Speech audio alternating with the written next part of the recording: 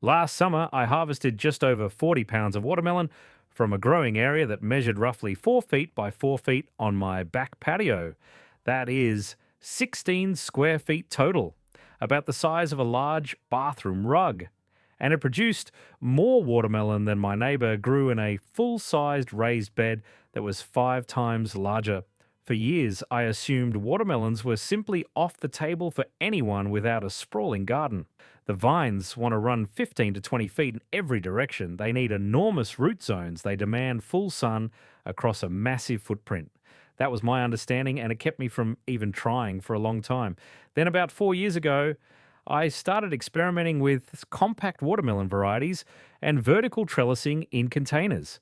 And the results completely reset my assumptions about what this crop actually requires. What I discovered is that watermelons do not need a lot of horizontal space. They need a lot of vertical energy, consistent root zone, warmth, and the right variety selection. Get those three elements dialed in, and you can grow a genuinely impressive harvest in a space most people would consider far too small. Today, I'm going to walk you through exactly how to do this, from choosing the right varieties and containers all the way through pollination, trellising, and harvest timing.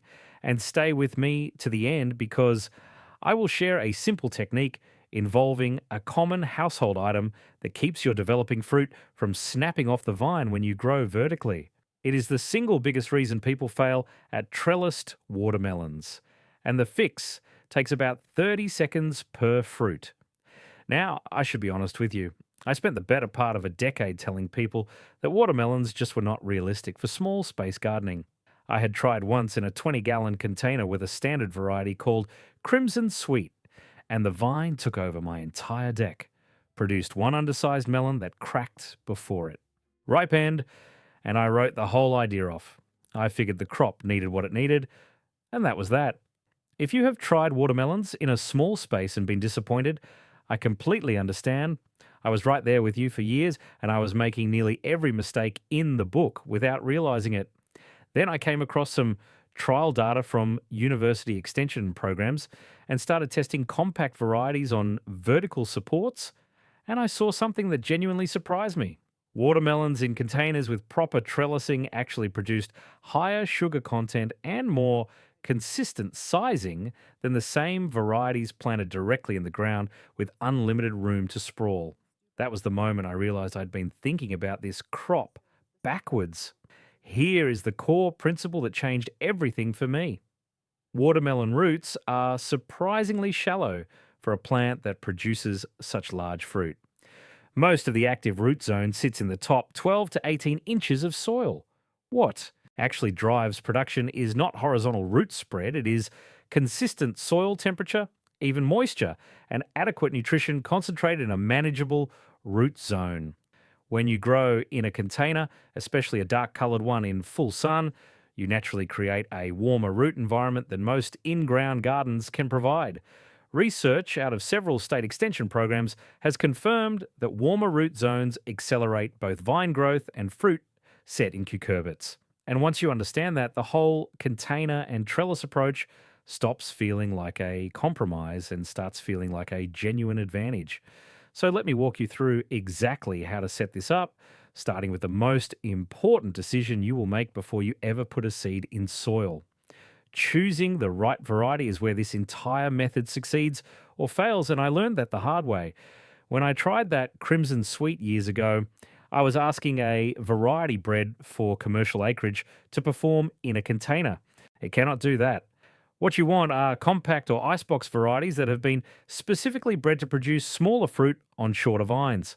My top recommendations based on 4 seasons of personal testing are Sugar Baby, which produces 6 to 10 pound round melons on vines that stay manageable at 6 to 8 feet. Bush Sugar Baby, which is even more compact with vines, around 3.5 to 4 feet. Ideal if your space is truly minimal, and a variety called Golden Midget, which produces 2 to 3 pound melons that ripen to a yellow rind, making it extremely easy to know exactly when to harvest. If you want to push into something a little more exotic, The Japanese variety called Blacktail Mountain is outstanding. It matures in around 70 days, which is important if you are in zones 3 through 5, where your warm season is shorter. Avoid any variety described as producing fruit over 15 pounds. Those large fruited types need root zones and vine runs that containers simply cannot support, and trying to trellis a 20-pound melon is asking for structural failure. Stick with varieties that top out around 8 to 12 pounds, and you will be in excellent shape. Now that you know what to grow, let me show you exactly how to set up the container system. This is where most small space gardeners go wrong, and the fix is straightforward. You need a minimum of 15 gallons per plant. I personally prefer 20-gallon fabric grow bags because they air prune the roots, preventing the circling you get in hard-sided pots, and they drain exceptionally well. Watermelons hate sitting in standing water. The conventional approach is to use whatever pot you have on hand, maybe a 10 or 12-gallon container. What I have found works dramatically better is going to that 20-gallon size and limiting yourself to one plant per container. I know it feels like wasted space when the plant is small, but that single plant will fill every cubic inch of that root zone by midsummer. For soil, you want a mix that is roughly 60% high-quality potting mix and 40% compost by volume. The potting mix provides drainage and aeration. The compost provides slow-release nutrition and moisture retention. Mix in about 2 tablespoons of a balanced granular fertilizer, something in the range of 10-10-10 or similar, per 5 gallons of soil at planting time. Fill your container to about 2 inches below the rim. This gap matters because when you water, and you will be watering a lot, you do not want runoff cascading over the edge. You want the water to soak down evenly through the root zone. Place your container where it will receive a minimum of 8 hours of direct sunlight. 10 hours is better. If you have a south-facing wall or patio, that reflected heat is a genuine asset with watermelons.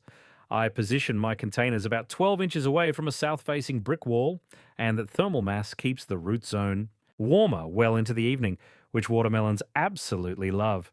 Here is where the growing actually begins. You have 2 options for getting your plants started: direct seeding into the container or transplanting seedlings.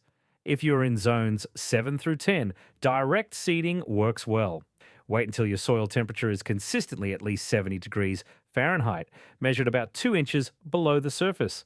Plant 2 seeds about 1 inch deep in the center of your container, and once both germinate, snip the weaker one at the soil line. Do not pull it out because you will disturb the roots of the keeper. If you're in zones 3 through 6, I strongly recommend starting seeds indoors 3 to 4 weeks before your last frost date. Use 3-inch peat pots or soil blocks because watermelons do not like root disturbance during transplanting. Keep your seedling area warm, ideally 75 to 85 degrees Fahrenheit. A simple heat map makes a huge difference. Here, transplant into your container only after nighttime temperatures stay reliably above 55 degrees Fahrenheit. In Zone 5, that is typically late May to early June. In Zone 7, you can usually transplant by mid-April. One thing I want to mention, because I made this mistake repeatedly: do not rush transplanting. A watermelon seedling set out into cold soil will just sit there. It will not die necessarily, but it will stall for weeks, and you lose precious growing time. A common visual cue that your seedling is ready for transplanting is when it has 3 to 4 true leaves and the stem feels firm, not spindly. If this is giving you some new ideas about what is possible in your growing space, I would appreciate it if you hit the subscribe button. I put out new content regularly, all focused on practical, science-backed methods like what we are covering today. All right, let us keep going. Now let me show you the trellising setup, because this is the heart of the whole small space approach. Without a trellis, your vine sprawls across the ground and you're back to needing a large footprint. With a trellis, you redirect all that energy upward and the vine happily climbs, as long as you give it something to grab. I use a simple A-frame or flat panel trellis made from cattle panel, which is a heavy gauge welded wire fencing with 4-inch by 4-inch openings. You can find it at any farm supply store. A single panel is typically 16 feet long by roughly 50 inches tall. I cut one in half, giving me two 8-foot sections. I lean one panel against a wall or fence at about a 70-degree angle, secured with zip ties or wire at the top. If you do not have a wall, you can build a freestanding A-frame by leaning two half panels together and wiring them at the ridge. The total footprint of this setup is about 4 feet wide by 2 feet deep at the base. The conventional approach is using lightweight tomato cages or string trellises. What I have found is that those simply cannot support the weight of developing melons. Watermelon vines get heavy, and when you add even a 6-pound fruit hanging in midair, you need real structural support. Cattle panel does not flex, does not tip, and lasts for years. As your vine grows, gently weave the main stem and laterals through the grid openings. You do not need to tie them. The tendrils will grab on naturally within a day or two. Just guide the vine in the direction you want it to grow, checking every 2 to 3 days during the rapid growth phase. Now, here is where most people get nervous, and understandably so, because we need to talk about pollination and fruit management, especially in a small space. Watermelons produce separate male and female flowers on the same vine. Male flowers appear first, usually about a week before the females. The female flowers are easy to identify because they have a tiny bulge at the base of the bloom that looks like a miniature watermelon. That is actually the unfertilized ovary. In a small space, particularly on a balcony or elevated patio, you may have fewer pollinator visits than a ground-level garden. If you notice female flowers opening and dropping off without setting fruit, you probably need to hand pollinate. This is simple. In the morning, ideally before 10 o'clock, when the flowers are fully open, pick a male flower, peel back the petals to expose the pollen-covered stamen, and gently dab it against the stigma in the center of the female flower. You want to transfer visible yellow pollen. One male flower can pollinate 2 to 3 females. Once you have fruit set confirmed, meaning you can see the little ovary starting to swell over 3 to 4 days, I recommend limiting each vine to 2 or 3 fruit maximum. I know that is hard to do. You see those extra little melons developing and it feels wrong to remove them. But if you let a compact variety set 5 or 6 fruit, none of them will size up properly. You will get 6 disappointing little melons instead of 2 or 3 that reach their full potential. Pinch off the extras when they are still marble-sized. Your remaining fruit will thank you. For watering, consistent deep watering is essential. In the heat of summer, a 20-gallon container with a full-sized vine can dry out in a single day. I water once daily in the morning, applying roughly 2 gallons per container until water runs freely from the bottom. If your afternoon temperatures regularly exceed 90 degrees Fahrenheit, check the soil moisture again in the late afternoon by inserting your finger about 2 inches deep. If it feels dry at that depth, give another gallon. The visual cue to watch for is slight leaf wilting in the early afternoon. Some midday wilt on very hot days is normal, and the plant recovers by evening. But if you see wilting in the morning, you're behind on water and need to increase your frequency immediately. Feed your plants every 2 weeks with a water-soluble fertilizer once flowering begins. Here is an important shift that many growers miss. During the vine growth phase, a balanced fertilizer works fine. But once you see flowers, switch to a formulation higher in phosphorus and potassium, something like a 5-10-10 or similar ratio. Excess nitrogen during fruiting pushes vine growth at the expense of fruit development. I made this mistake for 2 seasons straight, wondering why I had gorgeous, lush vines with barely any melon production. Reducing nitrogen during fruiting was the single biggest change I made to improve actual harvest weight. Now let me walk you through a few patterns I see that tend to cause frustration, especially for first-time small space watermelon growers. The first pattern is choosing varieties based on flavor descriptions without checking vine length and days to maturity. I did this myself. I once grew a variety called Charleston Grey because I love the taste, not realizing the vines run 20 feet or more and it needs 95 days to mature. In a container on a trellis in Zone 6, that was never going to work. Always check vine length and days to maturity before anything else. If your frost-free season is 120 days, but your variety needs 90 days to mature, you have a comfortable margin. If your season is 90 days and the variety needs 85, you are cutting it dangerously close. The second pattern is overplanting. I see people put 2 or 3 watermelon plants in a single container because the seedlings look so small initially. Within 6 weeks, those root systems are competing fiercely for the same water and nutrients, and all plants suffer. 1 plant per container, every time. This is not optional. The third pattern is inconsistent watering, particularly letting the soil go through wet and dry cycles. In the ground, the surrounding earth buffers moisture fluctuations. In a container, there is no buffer. Those swings stress the plant and are the #1 cause of fruit cracking and blossom end rot in container watermelons. If you struggle with consistent watering, a simple drip irrigation timer connected to a hose bib is one of the best $15 investments you can make. Set it for 6 to 8 minutes every morning and adjust from there. The fourth pattern is harvesting too early because you're excited. I understand this completely. You have watched this melon develop for weeks and you want to eat it. But cutting a watermelon even 3 or 4 days too early means dramatically less sugar. Here are the reliable cues I use. First, check the tendril closest to where the fruit attaches to the vine. When that tendril turns completely brown and dry, not green, not half-dried, completely brown, the fruit is close. Second, flip the melon gently and look at the ground spot, which is the pale patch where the fruit rests against the trellis or support. When that spot turns from white to a creamy butter yellow, you are ready. Third, give the melon a firm thump with your knuckle. A ripe watermelon produces a deep, hollow sound. An underripe one sounds higher, pitched, and more metallic. Use all 3 cues together and you will nail your harvest timing consistently.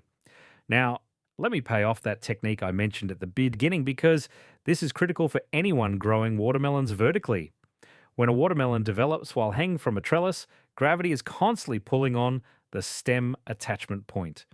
Once the fruit reaches 3 to 4 pounds, it can snap right off the vine and you lose the melon entirely. I ruined 2 beautiful sugar baby melons my first year of trellising before I figured out this fix. Take an old pair of pantyhose or any stretchy mesh fabric, cut a section about 18 inches long, and create a sling around the developing fruit. Tie both ends of the sling directly to the trellis grid so the fabric, not the stem, bears the weight. The stretch in the material is important because as the melon grows, the sling expands with it rather than constricting.